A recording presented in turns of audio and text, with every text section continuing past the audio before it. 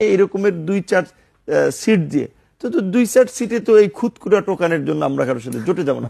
শেখ হাসিনাকে আমরা ফ্যাসিস্ট বলি, তো শেখ হাসিনাও আমাদের 10টা সিট অফার করেছিল যে নির্বাচনে নেওয়ার জন্য। শেখ হাসিনা নিজে ফোন করেছিল, আপনার তৎকালীন এনএসআই ব্রিগেডিয়ার জেনারেল জোবায়ের সাহেব, ডিজিএফ এর হামিদ সাহেব, তারপরে আপনার আওয়ামী লীগের নেতারা, অনেক নেতারা আপনার বলা চলে জোর করে তুলে নিয়ে বসেছেন কিংবা আলোচনা করেছেন দামি প্রার্থী দাঁড়াইলে প্রত্যেক আসনের জন্য আপনার 50 লাখ টাকা করে খরচ দিবে।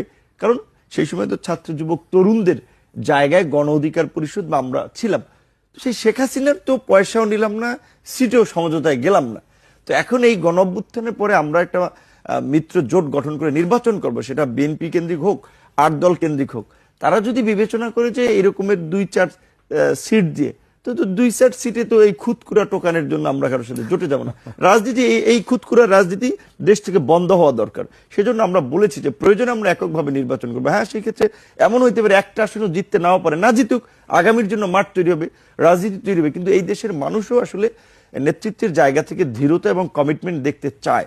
সো সেই জায়গা থেকে আমরা পরিষ্কার বলেছি যে বিএনপির সাথে কিংবা যার সাথে আমাদের যদি জোট সমঝোতা হয়, সেখানে একটা ন্যায্যতার ভিত্তিতে সরকারে আমাদের কি রোল হবে। আমরা কি ছোট জগন্নাথ মার্কা ইনু মেনন ভাইদের মতো মন্ত্রী হব, নাকি আমাদের সেখানে একটা সিদ্ধান্ত গ্রহণে ভূমিকা থাকবে, এই ধরনের আলাপ